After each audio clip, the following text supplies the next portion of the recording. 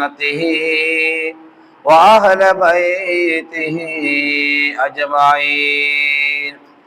أما بعد فقد قال الله تبارك وتعالى في شأن حبيبه مخبرا وآمرا إن الله وملائكته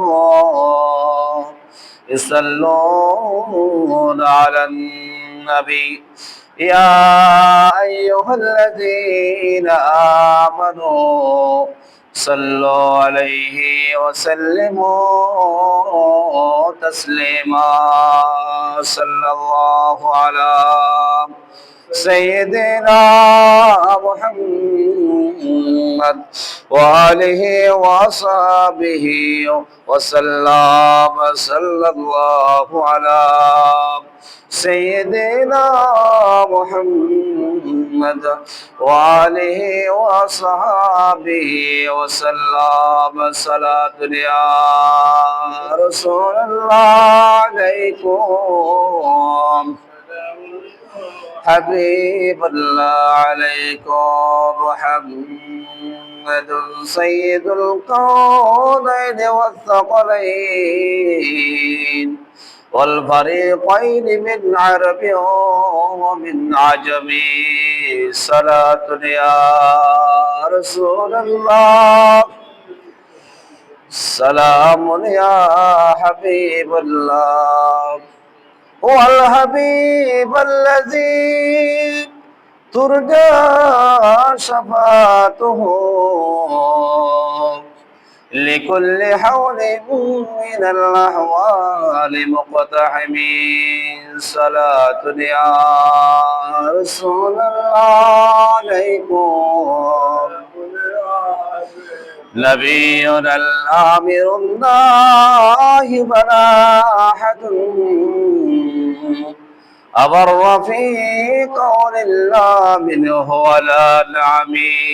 صلاة يا رسول الله سلام يا حبيب الله عليكم. اللهم صل على سيدنا مولانا محمد وعلى آل سيدنا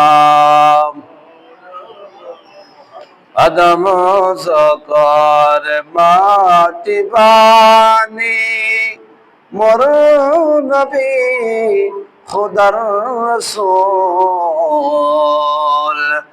যার পরে পড়নে দরুদ আল্লাহ ফেরেশতা কোন আল্লাহুম্মা সাল্লি আলা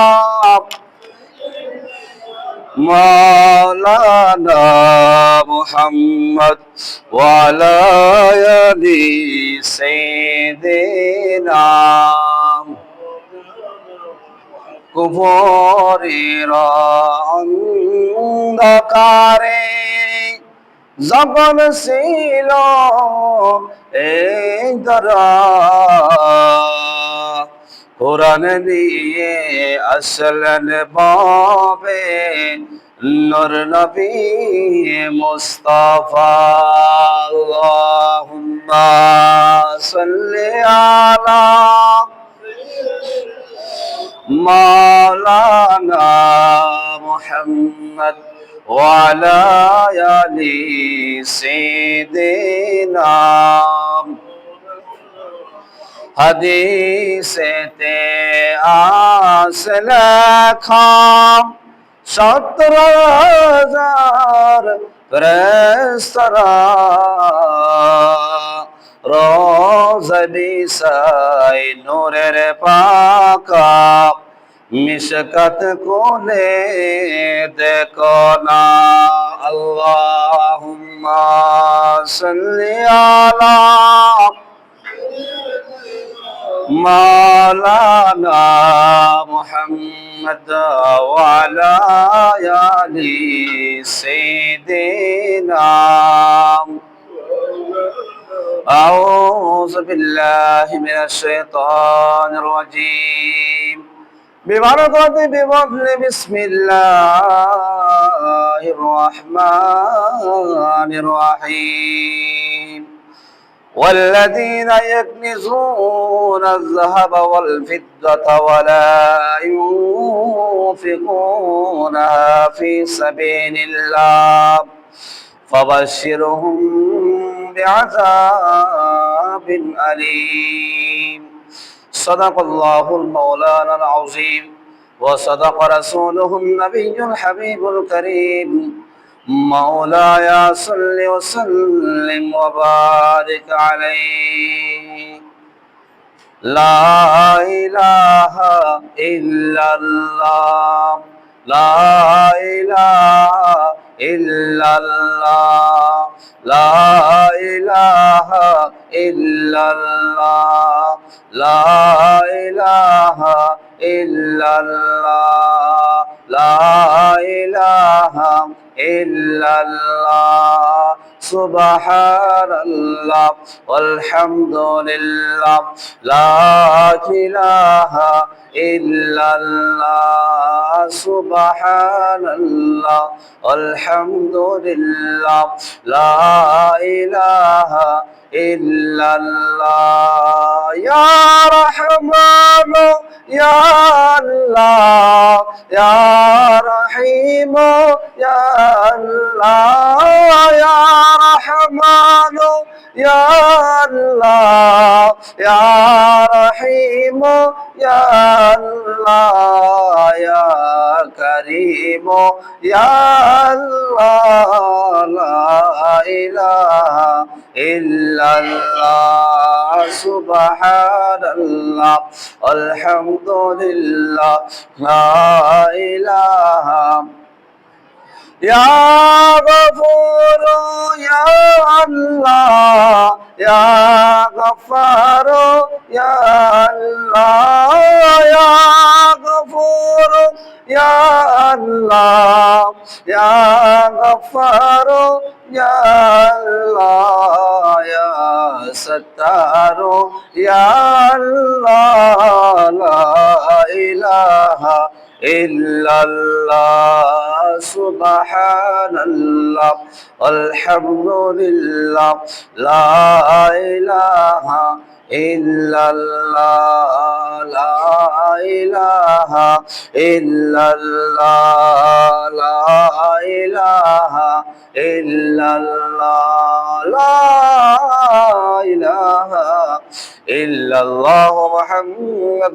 رسول الله صلى الله تعالى عليه وسلم الحمد لله شكر الله ঐতিহ্যবাহী চন্দ্রমোহন অন্তর্গত সাব স্টেশন সৈয়দিয়া আহমদিয়া সুন্নিয়া শাহী জামে মসজিদের সম্মানিত মুসল্লি کرام বরাদারানি মিল্লাত রাহমানিয়া শরীয়ত ও তরিকত প্রধান নসীল মা ও বোনেরা রাহমানি ওয়া রাহমাতুল্লাহু তাআলা আসসালামু আলাইকুম ওয়া রাহমাতুল্লাহি তাআলা ওয়া বারাকাতুহু।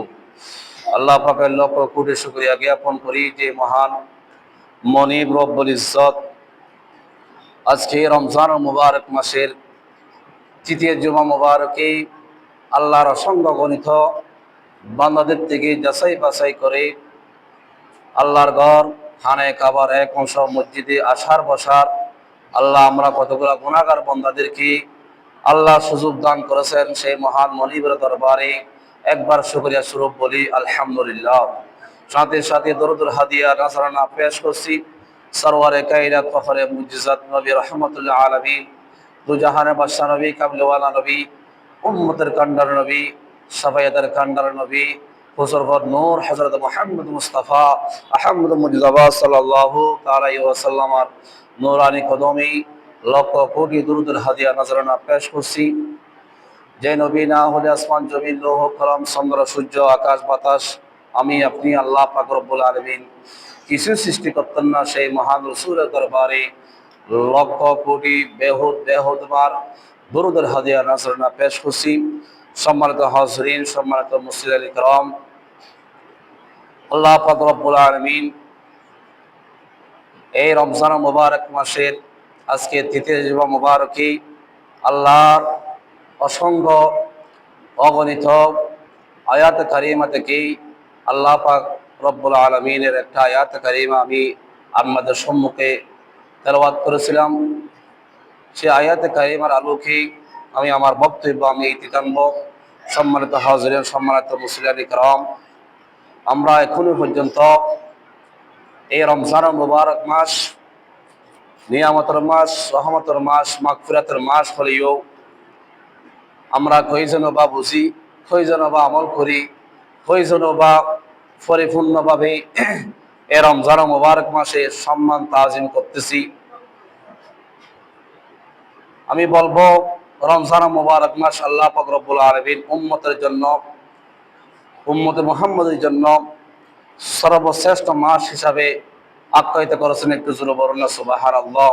যেহেতু এই মাসে অনেকেই আল্লাহ পাক রব্বুল আলামিন যেমনিভাবে রহমত, মাগফিরাত, নাজাত হিসাবে তিনটা ভাগে এই মাসেই ভাগ করেছেন, ঠিক তেমনিভাবে মানুষও এই মাসকে কতগুলো মানুষ ব্যবসা বাণিজ্যের জন্য ভাগ করেছেন, কতগুলো মানুষ ইফতার সেহরির জন্য ভাগ করেছেন, আর কতগুলো মানুষ বিভিন্ন ব্যবসায়ী বাণিজ্য যারা আছে তারা বিভিন্ন নিত্যপণ্য নিয়ে গুদামজাত করে ব্যবসা করার জন্য তারা প্রতিযোগিতা করতেছে।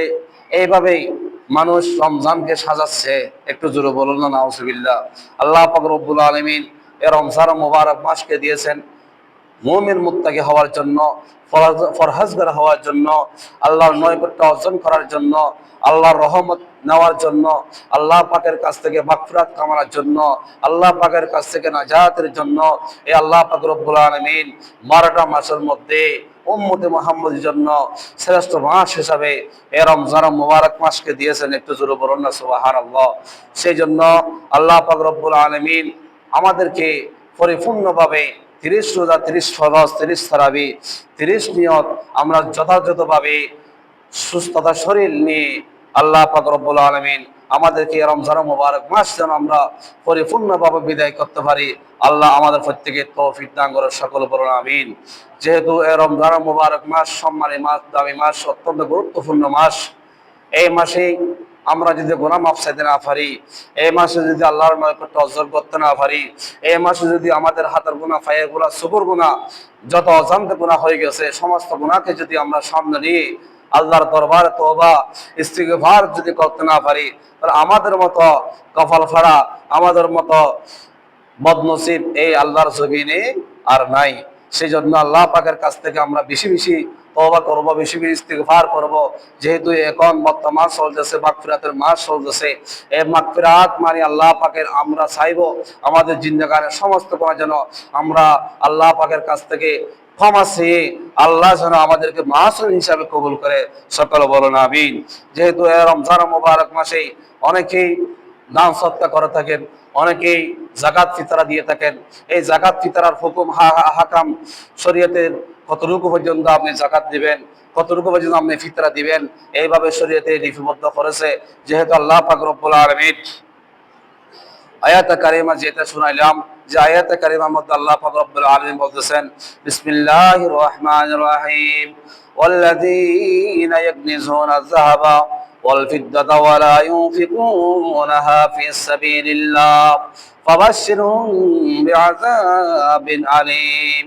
আল্লাহ পাক রব্বুল আলামিন পরবর্তীকার মনে মনে বিশ্বাস করেছেন, যারা স্বর্ণ রূপা জমিয়ে রাখে এবং তা আল্লাহর রাস্তায় খরচ করে না, তুমি তাদেরকে বলে দাও তাদের জন্য যন্ত্রণাদায়ক শাস্তি অপেক্ষা করতেছে।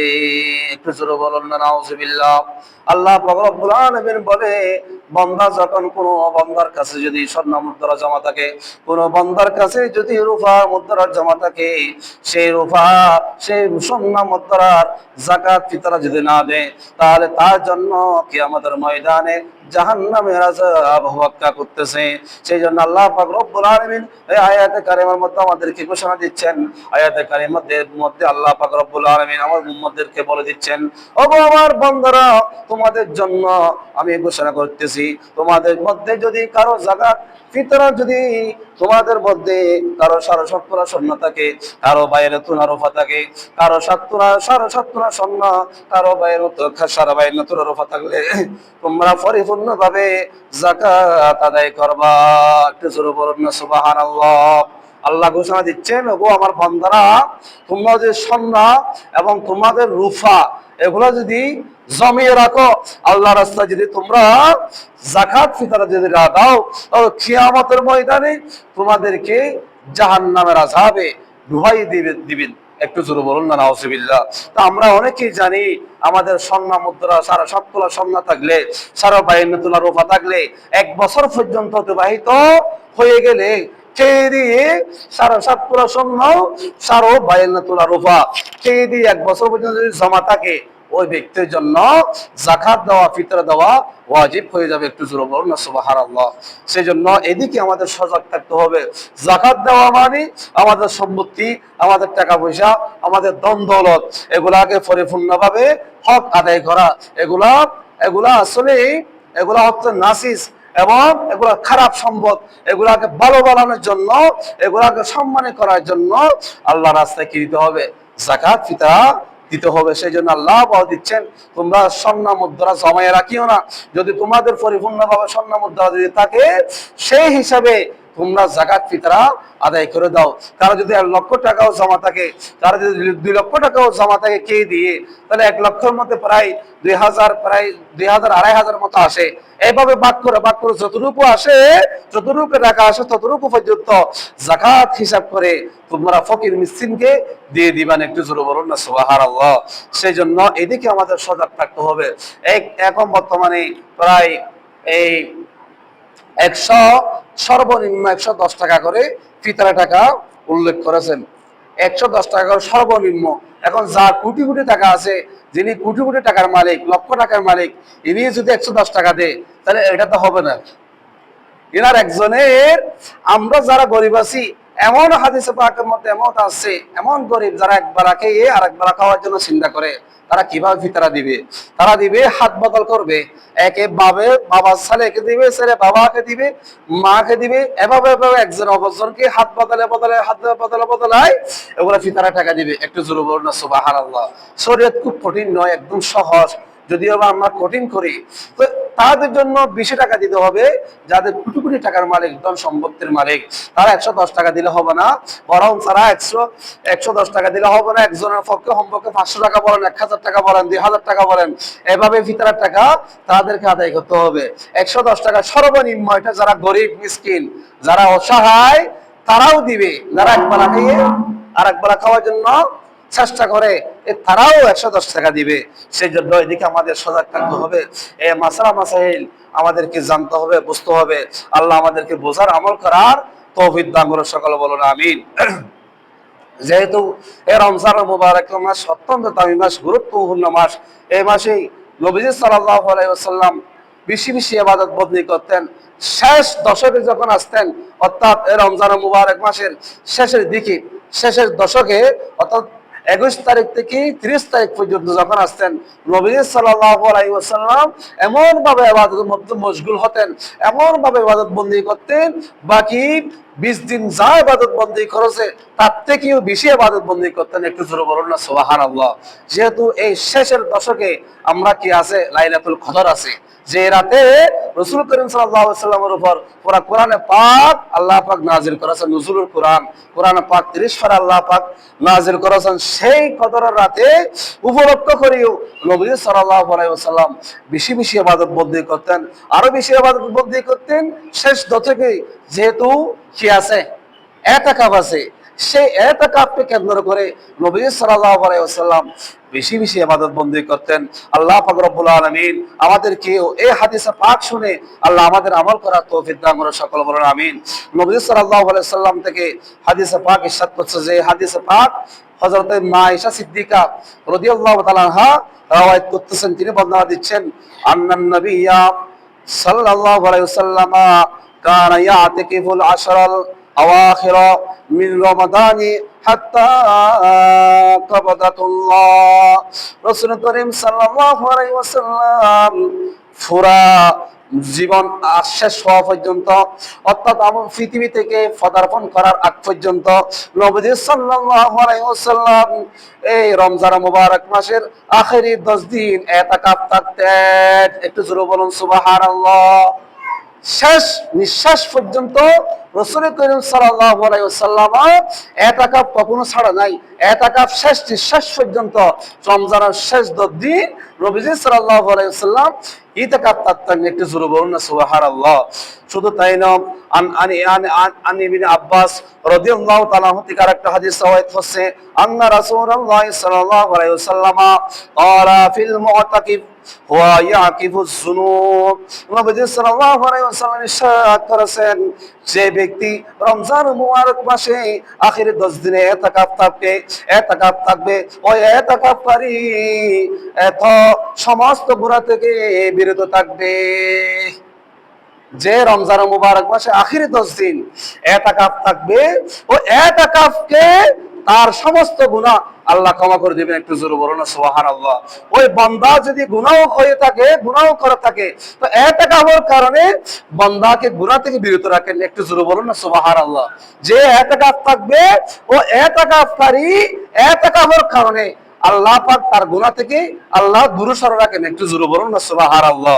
ওয়া ইয়াজরাউ লাহু মিনাল হাসানাতি কামিলুল হাসানাতি কুল্লিহা। আর এমন সওয়াবের ভাগী হয়ে যাবে যিনি ইতিকাফ থাকে, এমন সওয়াবের ভাগী হয় যিনি সমস্ত সওয়াব তার আমলনামার মধ্যে আল্লাহ পাক লিপিবদ্ধ করে দেবেন। একটু জোরে বলুন না সুবহানাল্লাহ। কতগুলো সওয়াব দিবেন আল্লাহই বেহতর, আল্লাহই ভালো জানেন।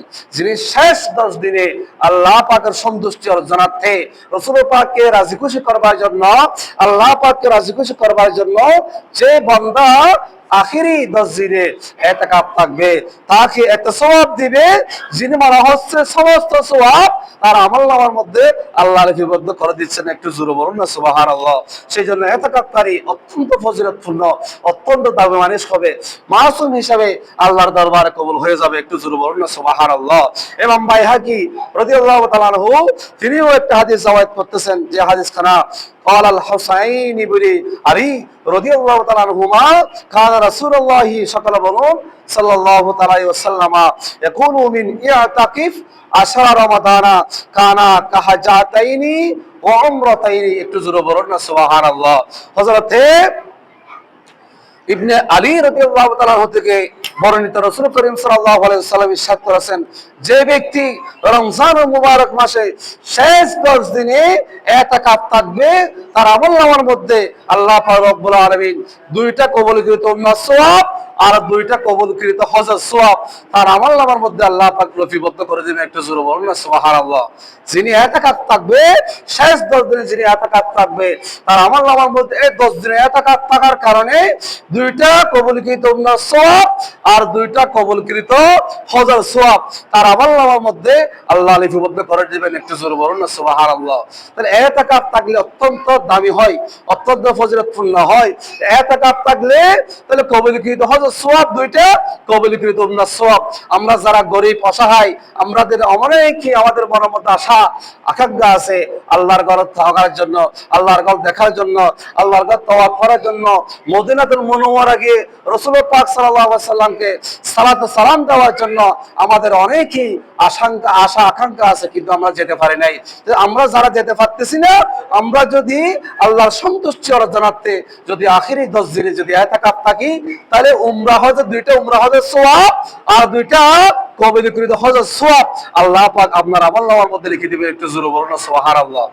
যদি আমরা উমরাহ যাই, যদি এবার আমরা হজ যাই, তাহলে সেই হজ কবুল হয়েছে কিনা সন্দেহের মধ্যে থাকতে হয়, সেই উমরাহ কবুল হয়েছে কিনা সন্দেহের মধ্যে থাকতে হয়। তো এখানেই রাসূল করিম সাল্লাল্লাহু আলাইহি ওয়াসাল্লাম এই হাদিস মুবারাকার মাধ্যমে বলা হচ্ছে স্পষ্টভাবে, তাহলে ইতিকাফ থাকলে তাহলে ওই উমরাহ করলে যে সওয়াব, হজ করলে যে সওয়াব, সেই সওয়াব 2টা উমরাহ সওয়াব আর 2টা হজের সওয়াব আপনার আমলনামার মধ্যে লিপিবদ্ধ করে দিবেন। একটু জোরে বলুন না সুবহানাল্লাহ। আমরা হজ করলে কোটি টাকা, লক্ষ টাকা, 5 লক্ষ টাকা, 10 লক্ষ টাকা হজ করে হজে গেলাম, উমরা গেলাম, সেটা কবুল হয়েছে কিনা সন্দেহ। কিন্তু এতেকাফ থাকলে রাসূল বলতেছে এতেকাফ থাকলে 2টা উমরা হজের সওয়াব আর 2টা কবুলকৃত হজের সওয়াব আপনার আমলনামার মধ্যে পরিপূর্ণভাবে লিখে দিবেন। একটু জোরে বলুন না সুবহানাল্লাহ। আল্লাহ আমাদেরকে আমল করার, আল্লাহ আমাদেরকে আখেরি শেষ 10 দিনে এতেকাফ থাকার আল্লাহ আমাদের প্রত্যেককে তৌফিক দান করেন। সকলে বলুন। নবী সাল্লাল্লাহু আলাইহি সাল্লাম থেকে আরেকটা হাদিস রওয়ায়াত করছে, হাদিসটা না আয়েশা সিদ্দিকা রাদিয়াল্লাহু তাআলা আনহা থেকে রওয়ায়াত করছে। তিনি বলতেছেন ইজা দাখালাল আশরা শাদ্দা মিজারাহু ওয়া ইয়াহইয়া লাইলাহু ওয়া ইয়াখাযা আহলাহু। নবী সাল্লাল্লাহু আলাইহি ওয়াসাল্লাম এই আখিরি 10 দিন যখন আসতেন, রমজান মুবারক মাস শেষ 10 দিন যখন আসতেন, আল্লাহ রাসূল সাল্লাল্লাহু আলাইহি ওয়াসাল্লাম লঙ্কি ফেঁসিয়ে কোমর বেঁধে ফেলতেন। একটু জোরে বলুন না সুবহানাল্লাহ। লঙ্কি ফেঁসিয়ে কি বানতেন? কোমর বেঁধে ফেলতেন। অর্থাৎ লঙ্কি ফেঁসিয়ে কোমর বাঁধা মানে নবী সাল্লাল্লাহু আলাইহি ওয়াসাল্লাম ইবাদতের মধ্যে বেশি মশগুল হতেন। একটু জোরে বলুন না সুবহানাল্লাহ। আখিরি 10 দিনই আল্লাহ রাসূল সাল্লাল্লাহু আলাইহি ওয়াসাল্লাম এমন ভাবে ইবাদত বন্দী করতেন যে লঙ্কি যেভাবে ফেঁসিয়ে রাখি আমরা বেঁধে শক্তভাবে যখন কাজকর্ম মধ্যে দাঁড়িয়ে যাই, কাজকর্ম করার জন্য লঙ্কিকে গামছাকে যখন বেঁধে আমরা যখন কাজকর্মের মধ্যে মাঠের মধ্যে নেমে যাই, ঠিক তদরূপ ভাবে হাদিসে পাক আছে নবী সাল্লাল্লাহু আলাইহি ওয়াসাল্লাম আখিরি 10 দিন যখন আসতেন রমজানের, নবী সাল্লাল্লাহু আলাইহি ওয়াসাল্লাম কোমর বেঁধে নেমে যেতেন ইবাদত বন্দী করার জন্য। একটু জোরে বলুন না সুবহানাল্লাহ। বেশি ইবাদত বন্দী করতেন। এমনকি রাসূল সাল্লাল্লাহু আলাইহি ওয়াসাল্লাম এমন ভাবে ইবাদত বন্দী করতেন, শুধু রাসূল নয় পুরা নবী সাল্লাল্লাহু আলাইহি ওয়াসাল্লাম পুরা রাতে ইবাদত বন্দী করতেন এবং তিনার আহলে পরিবার যারা আছে তাদেরকেও পুরা রাত ব্যাপী ইবাদতের মধ্যে লিপ্ত রাখতেন। একটু জোরে বলুন না সুবহানাল্লাহ। শুধু রাসূল সাল্লাল্লাহু আলাইহি ওয়াসাল্লাম পুরা রাত ইবাদত বন্দী করেন নাই, বরং তার আহলে পরিবার যারা আছে তাদেরকেও নবী সাল্লাল্লাহু আলাইহি ওয়াসাল্লাম রাত জাগিয়ে ইবাদত বন্দী করতেন। একটু জোরে বলুন না সুবহানাল্লাহ। সেই জন্য এই ইতিকাফ থাকলে বেশি ফজিলত, বেশি দামি হয়। খুদাই না করুক যদি ইতিকাফ থাকা অবস্থায় যদি মৃত্যুবরণ যদি হয়ে থাকে, তাহলে আপনার আর হিসাবের কোনো প্রয়োজন নাই। আল্লাহ পাক রব্বুল আলামিন আপনাকে জান্নাতে আলা মাকাম দান করবেন। একটু জোরে বলুন না সুবহানাল্লাহ। মা আয়েশা সিদ্দিকা রাদিয়াল্লাহু তাআলা আনহা থেকে আরেকটা হাদিস রওয়ায়াত হচ্ছে, তিনি বলতেছেন মাইয়া কানা ইয়াতাকিবুল আশরাল আওয়াখিরা মিন রমাদানা হাত্তা তাওয়াফাহু আল্লাহ সুম্মা ইয়াতাকিবা আজওয়াজুহু মিন বাদিহি। নবী সাল্লাল্লাহু আলাইহি ওয়াসাল্লাম একটা হাদিস রওয়ায়াত করতেছেন যে মা আয়েশা সিদ্দিকা রাদিয়াল্লাহু তাআলা বর্ণনা করতেছেন ইন্তেকাল পর্যন্ত, রমজানের শেষ 10 দিন পর্যন্ত নবী সাল্লাল্লাহু আলাইহি ওয়াসাল্লাম ইতিকাফ থাকতেন। একটু জোরে বলুন না সুবহানাল্লাহ। এরপরে নবী সাল্লাল্লাহু আলাইহি ওয়াসাল্লামের পরে তিনার স্ত্রীগণ সহধর্মিণীগণ যারা আছেন আমাদের মা, তারাও কি করতেন? ইতিকাফ থাকতেন। একটু জোরে বলুন না সুবহানাল্লাহ। নবী সাল্লাল্লাহু আলাইহি ওয়াসাল্লামও আখিরি 10 দিনে ইতিকাফ থাকতেন। এরপরে আমাদের আম্মা জানগণও তারাও ঘরের মধ্যে ইতিকাফ থাকতেন। একটু জোরে বলুন না সুবহানাল্লাহ। তো এই হাদিস পাক থেকে স্পষ্টভাবে বলা হচ্ছে শুধু ছেলেরাই ইতিকাফ থাকবে মসজিদে, শুধু তাই নয়, আমাদের মা বোন ফরদানশীল যারা আছে অনেকে আশা আদি আকাঙ্ক্ষা নিয়ে থাকে, ঘর মুছে ফেলে, ঘর পরিষ্কার করে রাখে, একটা রুম তারা পরিষ্কার করে রাখে সেখানে ইতিকাফ থাকার জন্য। এই এলাকার মধ্যে আমাদের অনেকে মা বোন আছে, ফরদানশীল মা বোন আছে, ফরদানশীল মা বোন আছে, তাদেরকে আমি আকুল আবেদন জানাবো তারাও যেন আজকে থেকে প্রস্তুতি নিয়ে আগামী মঙ্গলবার অর্থাৎ সূর্য ডুবার আগেই ইতিকাফে ঢুকে যেতে হবে। ছেলে হোক মেয়ে হোক, মেয়েরা ঘরের মধ্যে ইতিকাফ থাকবে, আগামী মঙ্গলবার দিন ঢুকে যেতে হবে সূর্য ডুবার আগে। ছেলেরা মসজিদের মধ্যে ইতিকাফ থাকবে, সেই দিকে আমাদের সজাগ থাকতে হবে। এই ইতিকাফ থাকলে বান্দার সমস্ত গুনাহ মাফ হয়ে যায়। এই ইতিকাফ থাকলে আল্লাহ পাকের সন্তুষ্টি অর্জন হয়। এই ইতিকাফ থাকলে আল্লাহ পাকের কবুলকৃত 2টা উমরা হজের সওয়াব আর 2টা কবুলকৃত হজের সওয়াব আর ইতিকাফকারীর আমলনামার মধ্যে আল্লাহ লিপিবদ্ধ করে দিবেন। একটু জোরে বলুন সুবহানাল্লাহ। সেটা মেয়ে হোক সেটা ছেলে হোক, মেয়েরা ঘরের মধ্যে আমাদের মা বোন যারা আছে তারা ঘরের মধ্যে ইতিকাফ থাকবে, একটা রুমের মধ্যে এবং ছেলেরা মসজিদের মধ্যে এতেকাফ থাকবে। এই এতেকাফ থাকলে মেয়েদের যে মাসা ছেলেদেরও একই মাসালা।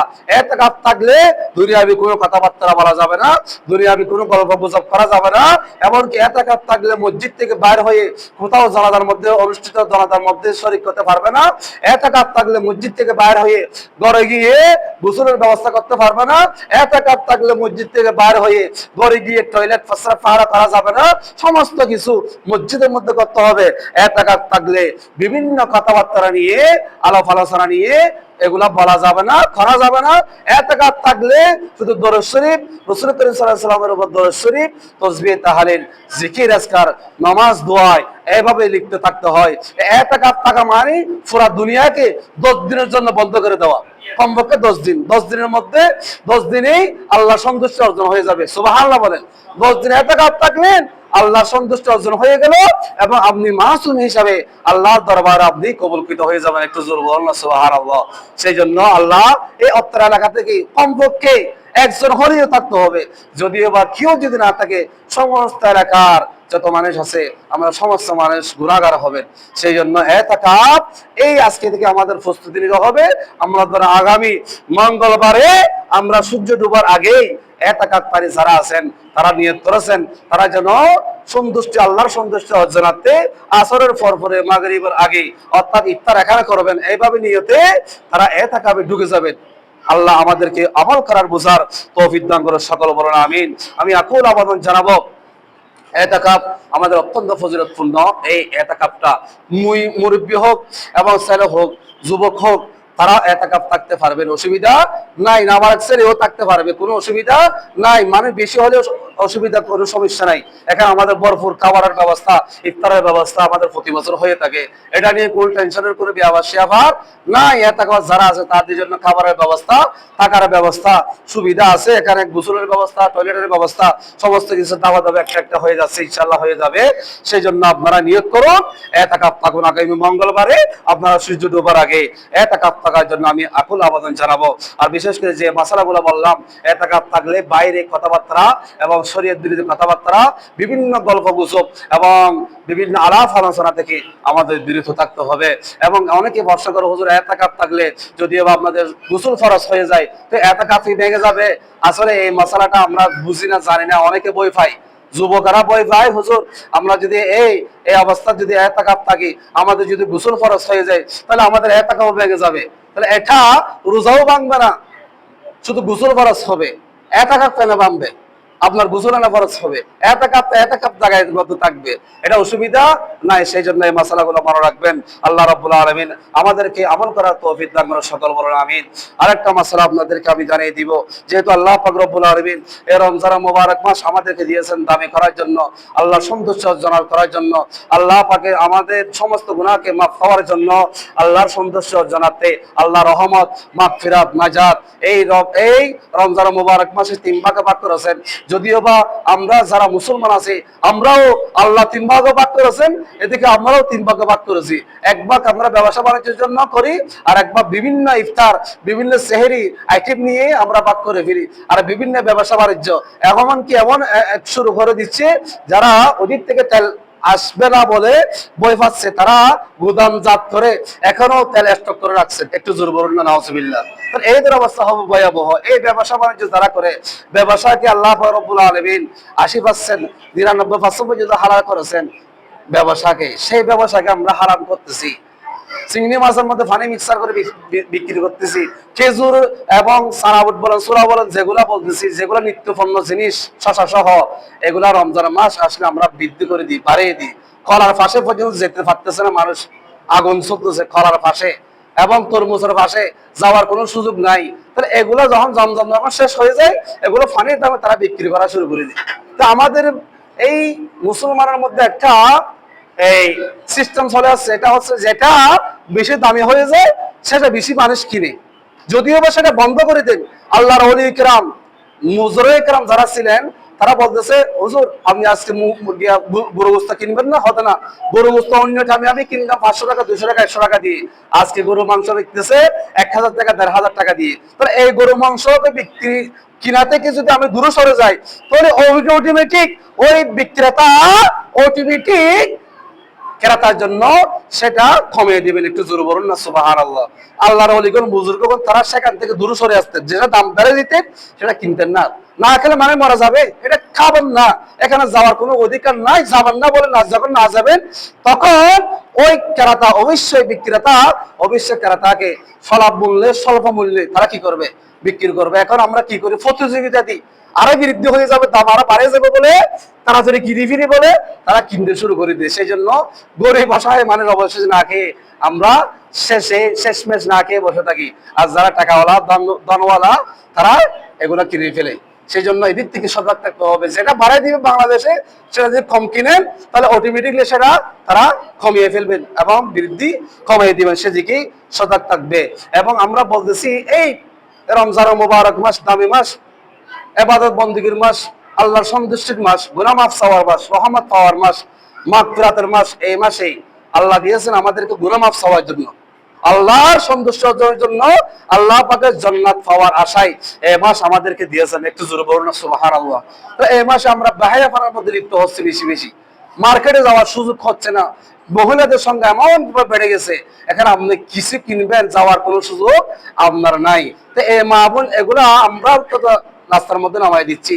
আপনি ছেলে হয়ে ঘরের মধ্যে বসে আছেন, আপনার স্ত্রীকে আপনি নামাই দিচ্ছেন মার্কেটের মধ্যে যাওয়ার জন্য, আমি যাবো না সেখানে ঝামেলা বেশি, আপনি গিয়ে আপনার এই জামা কাপড় যা কিনে আছে আপনি কিনে ফেলেন। তাহলে এগুলো হাদিসে পাকের বলা হচ্ছে আপনি হচ্ছে সর্বশ্রেষ্ঠ দায়ুস,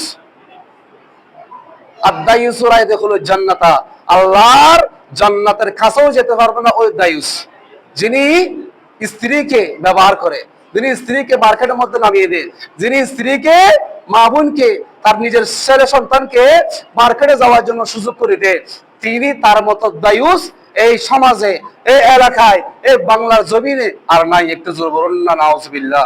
সেই জন্য এই দায়ভার আপনি আমি, কারণ তারা তো ইনকাম করতেছে না, ইনকাম করতেছেন ছেলেরা। তো ছেলেরা ইনকাম করে মেয়েদেরকে দিচ্ছেন, তারাও পছন্দের মতো মার্কেটে ঘুরে ঘুরে আপনার জন্য ইফতারি, আপনার জন্য সেহরি ব্যবস্থা করতেছে না।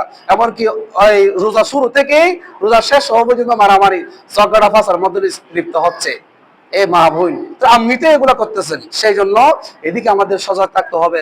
আল্লাহ পাক আমাদেরকে আমল করার বোঝার তৌফিক দান করেন, সকল বলে আমিন। আমা আলাইনা ইল্লাল বালাগ। আসসালামু আলাইকুম ওয়া রাহমাতুল্লাহি তাআলা ওয়া বারাকাতুহু। যারা সারেকাত কওয়া জুমা সুন্নাত পড়েনি, সারেকাত কওয়া জুমা সুন্নাত পড়েনি।